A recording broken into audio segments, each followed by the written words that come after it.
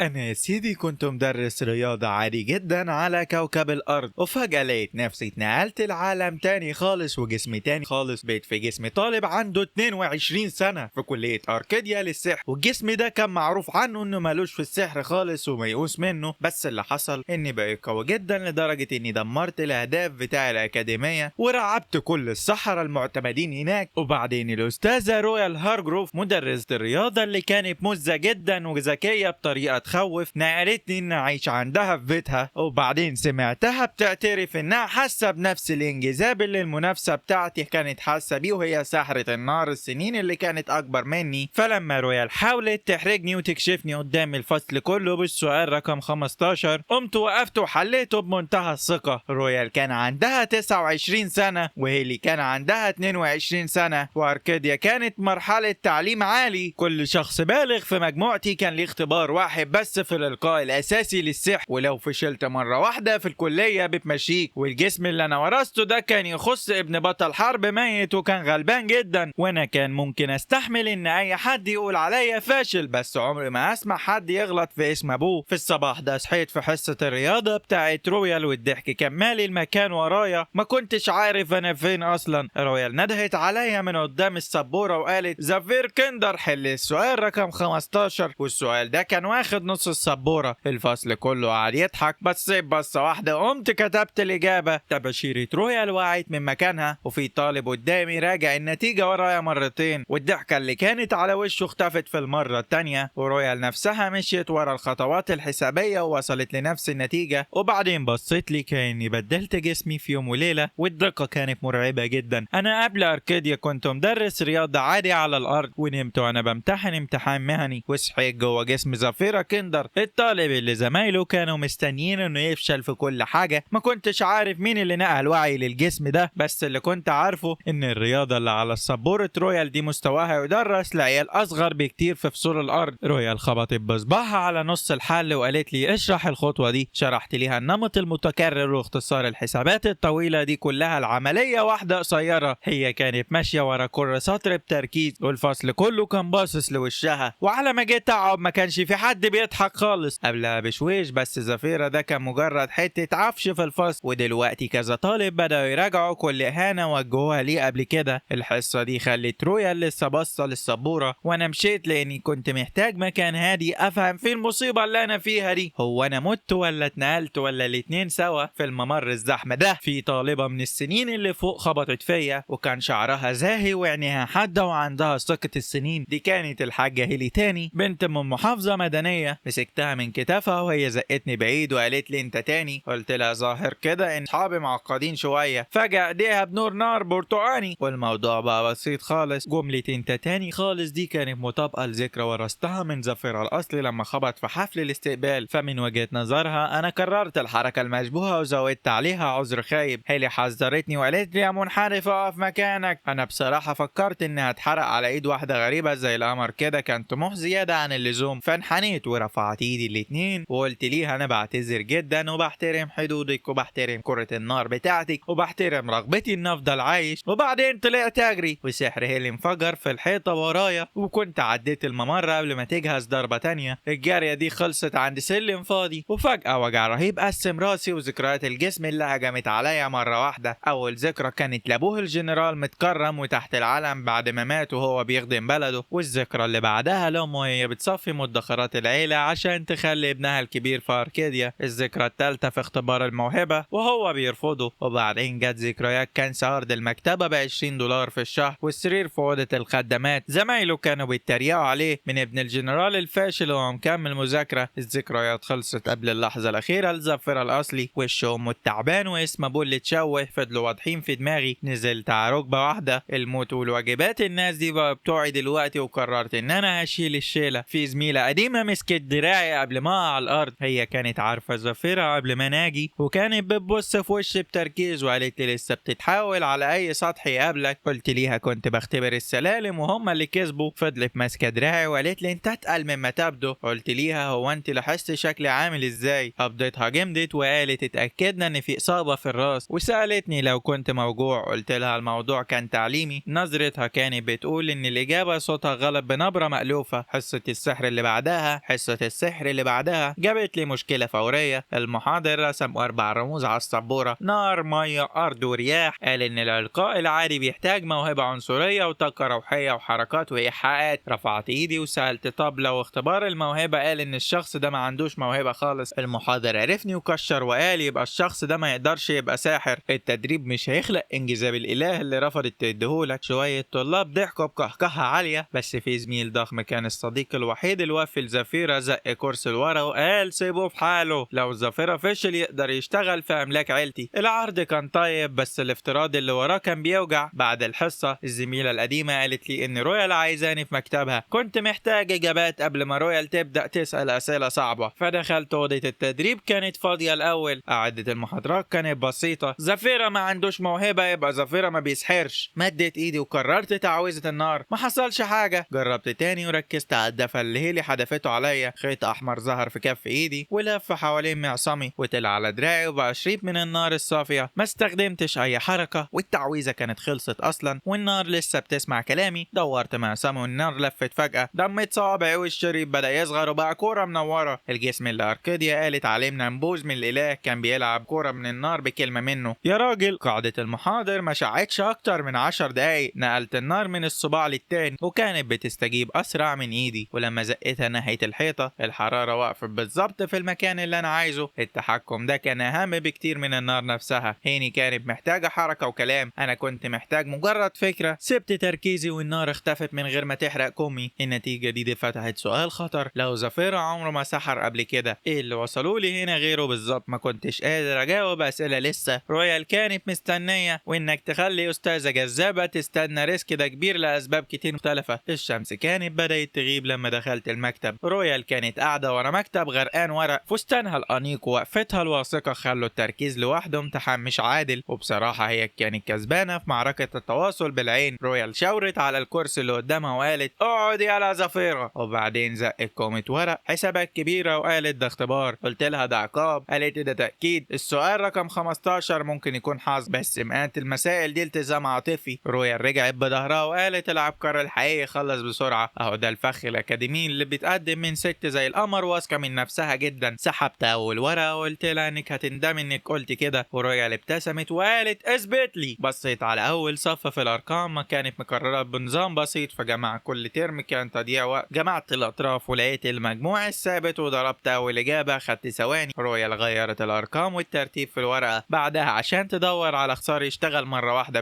بس النظام فضل زي ما هو. كتبت عملية ضرب واحدة وزقيت الورقة ليها وهي راجعة بطريقتها الكاملة. قلمها كان بيتحرك بسرعة الأول وبعدين بطء. لما عجبتي رفضت تكون غلط. سحبت ورقة تالتة من نص الكومة وقالت دي حدودها مش متساوية. قلت ليه هيبقى في رقم هيفضل لوحده. عملت دايرة على القايمة اللي في النص وجمعت كل اللي حواليها وخلصت قبل ما هي تقعد أصلا. رويال فضلت بصة للدايرة وقالت انت شفت دي فورا؟ قلت لها شفت كومة شغل مالوش لازمة فورا. عينيها بقت حادة جدا. الموضوع مبقاش عقاب، بقت بتحاول تلاقي آخر معرفتي. سحبت ورقة بمستوى العلماء وبترتيب معكوس ومسافات مش متساوية. عدلت نفسي مرة واحدة وخلصت قبل تحذيرها ما يخلص. رويال بطلت تقول على أول إجابة إنها حظ. بصراحة أنا كنت محترم مجهودها جدا وكمان محترم فكرة إن أخلص الواجب قبل العشاء. على الورقة الخامسة بطلت تقعد، وعلى الورقة العشرة كانت مايلة فوق كتفي بتراجع قلمي قبل ما الحبر ينشف. قالت لي أنت فوتت 6 سطور. قلت لها أنا شلت 6 سطور. رويال خبط على الورقة وقالت السطور دي هي الطريقة. شاورت على نتيجة وقلت لها بس الإجابة مش موافقة. رويال خطفت الورقة وعملت اختصاري واتجمدت لما كل النواتج طلعت صح. كمها اللي مسكت فيه وهي بتمد ايديها للورقة اللي بعدها وقالت انا ضيعت ثانية في دي، بس الرياضة ما ضيعتش حاجة. رويال لح ساكتة اتشتتت وانا كملت كتابة وقلت ليها مكتبة مشتت اكاديميا جدا. ضيقت عينيها وقال لي خلي بالك يا زفيرة. بصت ليها وقلت ده شكله تحذير. رويال ثبتت نظرتها وقالت فعلا. خدودها احمرت شوية وده كان انتصار صغير، بس هي برضو اللي في ايديها درجات. خلصت الكومة كلها وهي لسه بتراجع في اول تلت، وبعدين قلبت اخر ورقة وزقتها ناحيتها. قرأت اخر اجابة وبصيت الورق وبعدين بصيت لي وقالت لي انت عارف الطريقة دي من امتى؟ سبت القلم وقلت من وقت كافي يخليني اعملها بالطريقة البطيئة. رويال قربت اكتر وقالت مين علمك؟ ما كنتش هعرف اجاوب من غير ما اشاور على كوكب الارض. فهزيت كتافي وشاورت على الوردة وقلت النمط هو اللي علمني. اجمعي اول رقم مع اخر رقم، كل زوجة يديكي نفس المجموع. عدي الازواج واضربي. روليل جربت الطريقة الطريقة على مثال جديد. ايديها سرعت والإجابة طلعت قبل ما طريقتها العادية توصل للنص. فضلت بصة للورقة وقالت يا ظفيرة والعلماء بيقضوا أسابيع في شغل الطريقة دي تخلصوا في ساعات. قلت لها ده وفر عليا وقت بعد الظهر. لوريل كان شكلها مصدوم عشان خاطر علم الرياضة، وبعدين الحماس كسب. رولي مسكت الورقة وقالت انت عبقري. دي كانت أول مرة في حد في ذكريات ظفيرة يستخدم الكلمة دي عنه. سبت نفسي استمتع بالكلمة لنفس واحد، وبعدين رولي سحب الكرسي تاني جنبي وبدأت تسأل أسئلة. اختبرت فترات مختلفة وسألت لو الطريقة دي تنفع تتعمم، وسمت أبحاث منشورة بالطريقة دي ممكن تختصرها. كل إجابة كانت بتخليها تقعد أغرب. اهتمامها كان فكري بس جسمي كان ليه رأي تاني في الغلاف الخارجي. لوريل حطت كفافة على المكتب وقالت انسى مجموعة سحر، ادرس رياضة تحتي. بالتدريب الصح ممكن تبقى أكبر علماء المدينة. بصيت للورق وبعدين للدفع البسيط اللي لسه في ايد السحر بتاعي. قلت ليها يا بروفيسورة الرياضة مفيدة بس السحر بيحدف نار. رولي بربشت بعينيها وقالت انت تختار كور النار على انها تغير مجال العلم. جاوبت فورا بايوه. رولي فضلت بصة من غير تردد، لفت حوالين المكتب ووقفت قدامي وقالت انت تم اختبارك رسميا بانك ما عندكش اي انجذاب للسحر. حركت ايد السحر بتاعتي وقلت الاختبارات الرسمية ممكن تغلط. رولي وطت صوتها وقالت امتحان مجموعك هيمشيك لو فشلت. قلت لها عارف. رولي درست ملامحي وبعدين عرضت عليا رهان لو نجحت في امتحان السحر الجاي هتبطل تضغط عليا في سكة الرياضة واقدر ادرس المادتين سوا. هجري ورا اي جنان سحر شدني، ولو فشلت رولي هتخليني اركيدة طالب رياضيات عندها وتشرف عليا بنفسها عشان تتأكد ان مش بتضيع موهبة اللي لسه كشفاها. قلت لها انت مخليها الخسارة مريحة بزيادة كأنه فخ. ضحكت بضحكة تخليك تاخد قرار غلط وانت مغمض. سلمت عليها واتفقنا. ايدها كانت دافية ومسكتها قوية. هي شافت افكار طالب ما عندوش موهبة بيحل اصعب مسألة عندها وبيدمر كل حساباتها المعقدة. بس النار اللي كانت بتلف حوالين دراعي فضلت سري. اختبار الدفعة هو اللي هيجبرني اكشف لو النار دي بجد ولا لا. كان قدامي فرصة واحدة بس والكل كان متوقع ان دي جنازة مستقبلي في الكلية، لكن رويال كانت مستنية تستلم عبقري. اليوم ده كان هيحدد هل هتحكم على مستقبلي ولا البروفيسورة لورا هالجروف هتاخدني لعالم الرياضيات. تاني يوم صبح خرجت من مكتب رويال وانا مراهن على مستقبلي ومعايا تعويذة نار سرية في جيبي. هيلي ايفرهارت قابلتني قبل ما افطر، لفت من جناح الرياضيات وخبطت فيا تاني ورفعت ايديها وهي بتنور فجأة. قلت لها بجد هو الطرقة دي مديونة لك بفلوس؟ عيني اللي دقت وقالت لي انت جريت امبارح، وشاورت على ايديها المنورة. قالت لي انت رميت نار امبارح. قربت مني اكتر فقلت لها ده عشان انت اللي مسكتيني ورجعت لورا. قالت لي ده عشان انت اللي خبطت فيا ونارها زادت. حلاوة حوار حقيقي بينا قلب بمحاولة حرق في 4 جمل. رجعت لورا وقلت لها انا شايل المسؤولية كاملة اني وقفت في المكان اللي كنت ماشية فيه. هيري حركت ايديها وانا كنت اتحركت خلاص، وكرة النار عاد في المكان اللي كان فيه راسي وحرقت الحيطة. هربت من السلم قبل ما البنت المحافظة دي تضيف تلفيات ممتلكات لشهادة وفاتي وانا بستخبى منها. هي اللي راحت لمكتب رويال ورويال حكت لي الحوار ده دار ازاي. هي اللي اشتكت من المنحرف اللي ما عندوش دم بتاع حفلة البداية. رويال سألتها لو قصدها ظفيرة كندر، وبعدين رويال غلطت ومدحتني وقالت لها ده حل كل حساباتي المعقدة في وقت قياسي وبطريقة عمرها ما شافتها. غضب هيلي غير اتجاهه وطلبت تقابل العبقري ده بنفسها. يعني أميرة النار اتطورت من انها عايزة تحرقني لانها عايزة تفهمني، وده في حد ذاته تقدم تقني. على الظهر كده كنت قاعد جنب روي ماكول زميلي الضخم اللي دافع عني بعد محاضرة السحر. سمعت صوت جزمة هيلي في الطرق واخدت قرار استراتيجي ونزلت تحت المكتب. رولي بصت ليا وقالت بتعمل ايه؟ قلت له بحافظ على عفش الكلية وببعد نارها عنه. باب الفصل اتفتح بقوة وهيلي وقفت معاها واتنين صحابها في منتهى الادب القاتل وسألت فين ظفيرة؟ روري بصت تحت المكتب وبعدين بص لها وقال ده مشي. هيلي بصت في الأوضة وجزمتي كانت باينة جنب رجل روري. روري حط شنطته عليها. راجل جدع بس كداب فاشل. هيلي لفت وقالت له قول له ان عايز اتكلم معاه بس، والباب اتقفل. طلعت وانا بقول ده بتقولها كأن ايديها ما فيهاش ذخيرة. روري مسح العرق من جبهته وقال لي انت عارف مين دي؟ دي بنت محافظ المدينة، نص الكبار ماشيين وراها والنص التاني بيضحكوا فيها. قبل ما رد بلطجي الأكاديمية مال علينا وده بقاله سنين بيعتبر نقص السحر عندي هواية شخصية ليه،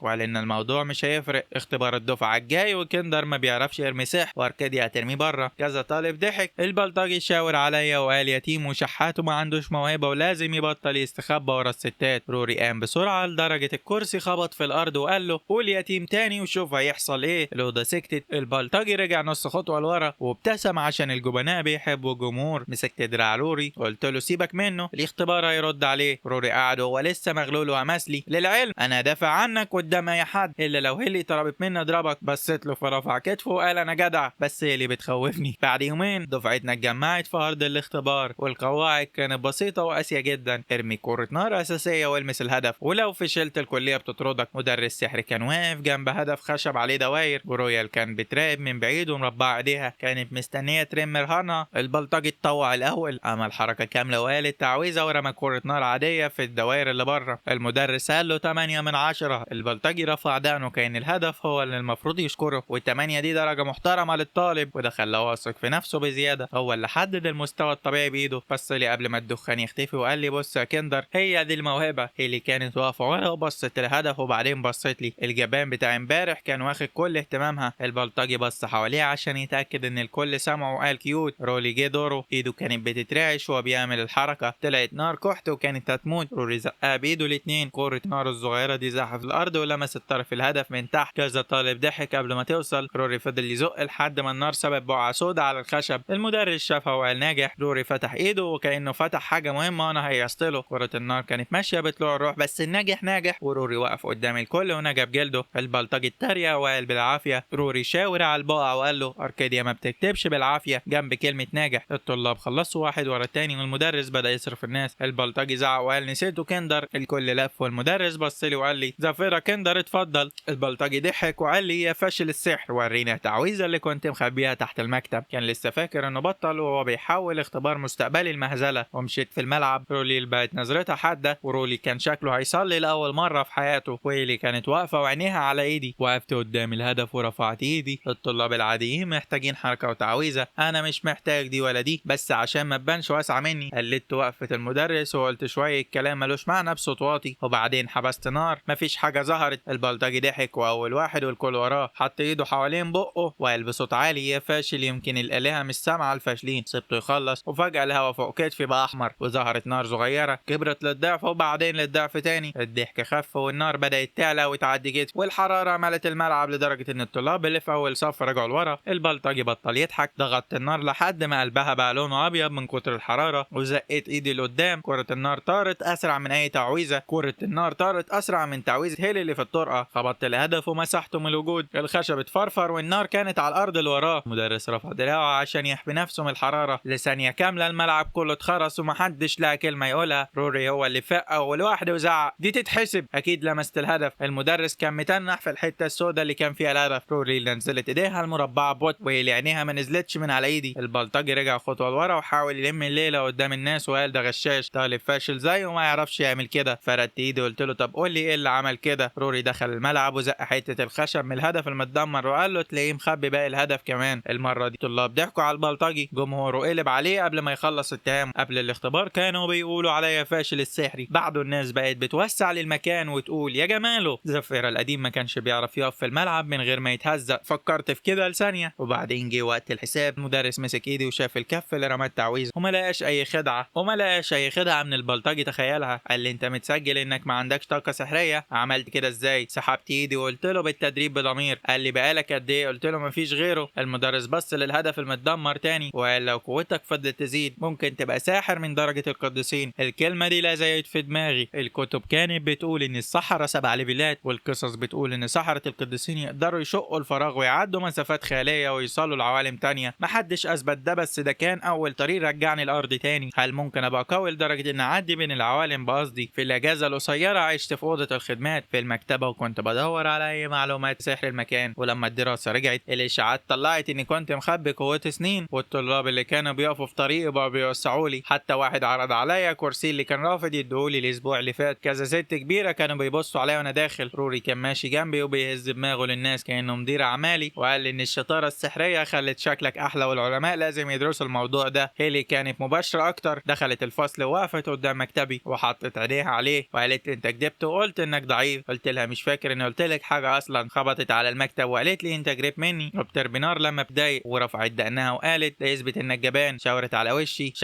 وشي وقلت لها ده يثبت اني بحافظ على حواجبي. بق هيلي اتحرك كانها تضحك قبل ما تفكر انها زعلانه، والنار بدات تتجمع في صوابعها. في اللحظه دي روليل دخلت. الهوا ضرب في الاوضه وطفى النار، وهيلي حولها لشرار وقالت مفيش تعويذ هجوم جوه. هيلي وزفيره روحوا على مكتبي فورا. روري اللي اتعاملت مع الموضوع كانه انضباط، وهي اصلا وقفت بيني وبين كره النار حيه كانت بتموت في حجج الاكاديميه. بعدها بكام دقيقه كنا واقفين على مكتبها. اعتذرت عن خبطات الطرقه المكافأة، وإلي ربعت ايديها وخلتني اعيد اني ما كنتش قاصد امسكها. قلت لها ما حصلش، انت اللي بتظهري قدامي بسرعة صاروخ. هيلي بصت ليا وقالت قبلت الاعتذار بالعافية، بس جسمها هدا وبدأ التنافس يحل محل العداوة. فضلت تبص لي اكتر من اللازم. روري فتحت مجلة مطبوعة وحطيتها على المكتب. اسامينا كانت موجودة مع الطريقة اللي وريتها لها، وادتني ظرف فيه $500 مكافأة مؤلف. انا كنت باخد $20 في الشهر من شغل المكتبة. لثانية شفت قدامي الاكل والسكن والكتب والحرية، بس لوريل سحبت نص الفلوس. بصيت لايديها وقلت يا بروفيسورة لوريل شالتهم. رميت الفلوس في الدرج وخلصت الورق الرسم، وطبعا صلحت الهبد اللي كنت كاتبه في الملاحظات. شاورت على الدرج وقلت ان دي فلوسي. روريل قفلت الدرج وقالت ان ده بقى ورقنا احنا الاتنين. هيلي بصت كده باستغراب وسالت هو انتوا على طول كده؟ روريل ضحكت وقالت اننا خلاص بقينا شركاء. انا خبطت على المجله وقلت اني وافقت على رهان السحر، والظاهر ان الشروط اللي بخط ايدي الصغير دي بتعوض جامد. ال $250 دول اكتر من مرتب سنه كامله في المكتب. الرياضه فجاه اتقلبت مكنه فلوس. بصيت لروليل وسالتها وكل المنشورات بتدفع فلوس كده؟ عيون روليل نمعت تاني، واللمعه دي قبل كده كلفتني نص المكافاه. والواضح ان روليل لسه عايزه تتسوق. النظره دي قالت لي ان العالم لسه فيه مشاكل مشهوره مستنيه حد في الارض يجي يكسفهم. روليل خدت نص مكافاتي الاولى، وده علمني درس مهم جدا، هو ان الرياضه دي حاجه غاليه قوي، بس الشركاء في التاليف دول ناس خطرين. خبطت على المجله اللي على مكتبها وقلت لها بجد هو كل الاوراق المهمه بتدفع؟ روليل شبكت ايديها وقالت الحاجات المحترمه بس هي اللي بتدفع. قلت لها قشطه جدا، هاتي لي بقى مساله تانية محترمه. ضحكت مع اني كنت بهزر، مع اني كنت بدفع $20 في الشهر عشان اسكن جنب ادوات التنظيف، فكنت بتكلم جد. روليل طلعت ورقه مليانه رموز وقالت لي دي مساله روز، والعلماء بقى لهم سنين بيحاولوا يربطوا العلاقه دي ببعض. قريت الورقه مره واحده لقيت المساله المشهوره دي مستخدمه قوانين مكلكعه عشان تشرح حاجه بتتكرر في الارض. كنا خلصنا الكلام ده قبل الغدا. خدت القلم من روليل وكتبت الحل الموحد تحت اخر سطر، وهي بطلت تضحك خالص. حذرتني وقالت ان الحل ده محتاج اثبات. فقمت رصيت لها الاثباتات حاله ورا حاله ووصلتهم كلهم لنفس النمط وقفلت الثغرات كلها. روليل قامت وقفت تراجع اول ورقه ورجعت التانيه وهي رايحه جايه في الاوضه، وعند اخر سطر شدت الكرسي وقعدت جنبي تراجع معايا. حاولت تكسر القانون بحاله صعبه. قمت مغير ترم واحد ورجعته ليها. غيرت الارقام اللي بدات بيها وبرضه القانون صمد. فتحت كتاب مرجع قديم وقارنت نتيجتي باحسن حل وصلوا له العلماء هناك. لقيت اجابتي مغطيه كل الحالات الناقصه في 3 سطور بس. حطت صباعها وقالت ان الخطوه دي بتربط كل الفروق ببعض. هزيت راسي وقلت طبعا ما انا اللي كاتبها. بصت لي وقالت انت بتعامل مع مساله روز كانها تمرين عادي. قلت لها كان تمرين رخم بس انا غلبت في الاخر. مسكت كتافي وقالت انت عارف انت حليت ايه؟ بصت للمجله وقلت لها عارف ان لازم تدفع اكتر من $500. لوريل سابتني ولمت الورقه وقالت هظبط الموضوع ده صح، وعينيها راحت ناحيه الدرج اللي فيه نص فلوسي. فقلت تمام. الشريكه رجعت تاني. هي اللي كانت قاعده عند الشباك وزهقانه لدرجه انها ساندة راسها على ايديها، بس احتفال روريل صحها خالص. جت قريت اول كام سطر وبصت لي بذهول وسالتني انت حليت مساله روز؟ اديتها الورقه وقلت لها الظاهر كده. قعدت تراجع الاثبات وقالت ان الناس قضت سنين في الموضوع ده. فقلت ليها انا قضيت وقت في الرياضه اكتر منهم. بقها اتفتح من الصدمه وبعدين قفلته. بصت للبلطو بتاعي القديم المقطع وبعدين بص للاثبات اللي هي مش مصدقاه. ابتسمت ليها بذكاء وقلت لها كنت بتسالي عن حاجه؟ وشها احمر ولوريل قعدت تضحك ورا الورق. مشيت من المبنى عشان الرياضه جابت لي فلوس خلاص، بس السحر لسه محتاج كتب. هيلي فضلت ماشيه ورايا. شفت انعكاسها في الشباك فدخلت في الطريق جانبي وسمعت خطواتها بتتسرع ورايا اكتر. قلت اكيد عايزه تعرف السحر ده جالي منين. وصلت للسور، نطيت فوق حافه الحاجز واختفيت قبل ما توصل. ندهت عليا اكسفاير بس انا كملت ماشي. بصراحه ان اميره النار طاردك دي مش حاجه رومانسيه خالص لما تبقى تقدر تولع في الادله كلها. على اخر النهار وصلت لجمعيه السحره وسط المدينه. هناك السحر الصح والمكتبه اللي محتاجها. اريا زميلتي القديمه كانت شغاله في الاستقبال، وبما انها كانت عارفه صوتي وشكلي غطيت وشي وغيرت صوتي ودخلت بشخصيه سندر والقناع كمل الباقي. سالتني اقدر اساعدك بايه؟ قلت ليها عايز دروس سحر متقدمه. فتحت القائمه وقالت الاستشاره الخاصه ب $1500. كنت قاعد على الماسك عشان اتاكد اني سمعت صح. ده شغلي القديم في المكتبه كان ب $20 في الشهر، يعني الحصه الواحده بمرتب 6 سنين. اريا شافتني ساكت فقالت لي في طريقه تانية، السحرة المعتمدين بيدخلوا المكتبه عادي بس لازم تمتحن. سالتها ينفع النهارده؟ قالت لي الممتحن بتاعي النهارده شديد جدا. قلت لها مش مهم، ما هو مفيش حل قدامي ارخص. كتبت اسم سنزر وسالتني ايه اللي في وشك ده؟ قلت لها حادث حرق. ساحر نار بوش محروق ده حاجه تخلي الواحد يشك او يصعب عليه. دخلتني اوضه الامتحان. كان في 2 ممتحنين، واحد هادي وباين عليه زهقان مني. الممتحن بص لهدومي العاديه وقال لي وريني اقوى سحر عندك على الهدف ده. وقفت قدام الهدف بس هو جه واقف قدامي في النص وقال لي اضربني انا. ساحر حقيقي بيسيطر على قوته قدام خصم حي. اريا اتوترت وقالت وقالت له الهدف اضمن يا فندم، بس هو كبر دماغه وقال لو قدر يحركني هنجحه. الممتحن التاني قال له يمكن تحتاج حاجز، بس الراجل اتريق وقال على تلميذ زي ده حتى وقف جنبه كده باستهتار. انا ركزت في اللهب الصامت اللي استعملته قبل كده وعملت كوره حمراء فوق ايدي، هو استهتر بيا فزودت الطاقه الروحيه والكوره كبرت والحراره ملت الاوضه. ضحكت واختفت بس فضل واقف مكانه. ضغطت الكوره لحد ما قلبت لون ابيض، وهنا الممتحن التاني صرخ وقال حاجز، وطلعت كوره النار الاوضه كانها فرن واتفتح. النار البيضاء بلعت الراجل وزقت الحاجز لورا. الممتحن التاني فضل ماسك الحاجز بايده الاتنين وجزمته عملت خطين في الارض من كتر الزق، والتراب نزل من السقف. اريا غطت وشها والورق طار من على مكتبها. النار هديت، لقيت الممتحن اللي على الارض وهدومه بتطلع دخان وما عادش باصص لي كاني تلميذ صغير. قلت ليهم معلش زودت القوه شويه. اريا كانت مبهوره، والممتحن التاني قال له اهو حركك. اريا خلصت الورق في ثواني وادتني شهاده وكارنيه المكتبه وقالت لي مبروك يا سنزر، حاول ما تكسرش حاجه فوق. قلت لها ما وعدكيش. شكرت اريا باسمها فاستغربت اني عرفته. قلت لها من البطاقه بتاعتك وهربت بسرعه قبل ما تسال اكتر. طلعت المكتبه وقريت عن القوى الروحيه، لقيتهم لسه بيتعاملوا مع الهواء كانه ماده واحده، بس علم الارض علمني ان الاكسجين هو اللي بيغذي الحريق، ولو قدرت اسحب الاكسجين من الهواء اخلي النار تحرق بشكل مش طبيعي. اريا قالت لي بعدين انها سالت الممتحنين عليا، والممتحن الكبير قال ان كرات النار بتاعتي قوتها وسيطرتها مش طبيعيه. هو عارف بس انا ما سمعتش التحذير ده وقتها. كنت مخطط اخلي النار اسوأ من كده بكتير. بالليل رحت غابه بعيده عشان اكون بعيد عن الناس وعن هيل اللي بتظهر في الانفجارات. جربت افصل الجزء اللي بيتغذى عليه النار، واول مره فشلت والنار انطفت، وده معناه ان الفكره ماشيه صح. جربت تاني وركزت الاكسجين حوالين النار، وفجاه النار لهلبت وقطعت فرع شجر كنت بجرب فيه. بدل ما اقف واقيس التغيير طمعت وزودت، سحبت اكسجين من منطقه اوسع وبعته للنار. الحراره عليت بسرعه لدرجه اني فقدت السيطره. دايره نار لفت حوالين دراعي وقلبت اعصار مرعب. رميت النار دي بعيد عني وقطعت الامداد، بس الاعصار كمل وولع في الشجر وانفجر بقوه رمتني لورا. الغابه بقت بتولع وظهرت حفره عملاقه مكان الانفجار. النجاح المفروض يسيب ملاحظات، بس نجاحي ساب دمار. طفيت النار دي بالعافيه وايدي كانت بتترعش من التعب وهدومي كلها باب. السحر الجديد اشتغل بس السيطره ضاعت مني. سمعت اصوات جايه من بعيد من ناحيه اركاديا، فقلت يا فكيك وجريت، وكأن مستقبلي في السحر اتقلب تمرين كارديو وجريت وخلاص. تاني يوم الصبح روري قابلني قدام الفصل وكان وشه منور من كتر الحماس بسبب الاشاعه اللي طالعه جديده، وسالني سمعت اللي حصل، في حاجه فجرت الغابه امبارح وفي حفره هناك اكبر من ملعب التدريب بتاعنا. انا طبعا عملت نفسي هادي ولكني هنا قلت له ببرود ده موضوع مش صحي خالص. روري شاور على الغابه اللي اتدمرت وقال لي ان الكليه دلوقتي بتحقق في الموضوع، وشكني ان في ساحر تقيل قوي هو اللي عمل كده، وراح قرب مني قوي وقال لي ان في ناس شايفه ان البروفيسوره هارجروف هي اللي ورا الحكايه دي. الكلام ده خلاني فوق من الهزار اللي كنت فيه. رولي الغلبانه وملهاش ذنب، والحفره اللي انا عملتها خليتها هي المشتبه فيها. كدبت وقلت اني كنت نايم ولا دريان بحاجه وطلعت جري على مكتب روليل. كنت محتاج حجه قانونيه تخليني الزق في ساحره قويه زيها عشان اسالها اسئله بجد. في نفس الوقت التحقيق لازم يبعد عننا احنا الاتنين. كنت فاكر ان الحفره دي اكبر مشاكلي، بس طلع لي واحد غني من اللي بيحبه هيلي وقرر اني سرقت حاجه ملكه. ده يقدر يطردني من بيتي ويطلعني منه. اشاعه روري عن الحفره اللي خلتني اروح مكتب لوريل في الصباحيه ديت كان المفروض ان هي اللي عليها العين في التحقيق، بس لقيتها واقفه ورا مكتبها ولقيتها ماسكه ورقه رويس اللي لسه متوافق عليها وبترفعها فوق راسها بفرحه، واعلنت وقالت يا زفيره البحث اتقبل في المراجعه. الجمعيه الوطنيه للرياضيات يعني اكبر منظمه في البلد عاوزين نسخ منه. رحت قافل الباب ورايا وقلت لها زي الفل، انا من هنا ورايح هدرس رياضيات معاكي. روريل نزلت ورقه واحده وقالت لي انت رفضت الشغلانه دي من 3 ايام. رديت عليها وقلت هدرس سحر كمان. عينيها ضيقت وبصت لي بتركيز. البروفيسوره الجميله دي كانت محمسه وشكاكه وبتلاحظ كل صغيره كبيره لدرجه تخوف. سحبت الكرسي وقلت لها دروس رياضه كل يوم بالليل وانت تساعديني افهم السحر لما اقف في حاجه، وكده الكل كسبان. روليل فضلت تخبط في ورقه روز في كف ايديها وقلت ليها الكل هيكسب، المجال هياخد رياضيات جديده وانا هفضل مقيد في الدراسه، وانت تاخدي بحث كمان نقسمه نصين. هي طبعا ضحكت لما سمعت سيره النص دي بوضوح، وبعدين مالت عليا عن المكتب وقالت لي يا ترى التدين المفاجئ ده بدا من الصباحيه اللي بعد ما تعويذه النار قويه دمرت جزء من الغابه في الكليه. وشي ما تهزش ولا حركه، بس في اللحظه دي بالذات دراعي بدا يحرقني تحت الهدوم. ولوري لاحظت الرعشه البسيطه اللي حصلت لي وسالتني هو انت بتستخدم دروس الرياضه دي عشان تاخد نصايح سحريه خصوصيه؟ كانها قفشت الخطه كلها في جمله واحده. حاجه تحزن. بصت في عينيا وقلت بكل ثقه وكمان عاوز اقضي وقت كتير معاكي. لوريل سكتت وخدودها احمرت، لفت وشها للشباك وعملت نفسها بتراجع ورقه روز بتركيز قوي وقالت بصوت واطي. فقلت لها بس حقيقي. لفت تاني وقالت خلاص دروس كل ليله وتشتغل بجد وانا هجاوبك على اسئله السحر السحر المعقولة. سألتها يعني ايه معقولة؟ قالت لي اي حاجة ما تمسحش حتة تانية من الغابة. مديت ايدي وقلت لها ده مثال محدد قوي.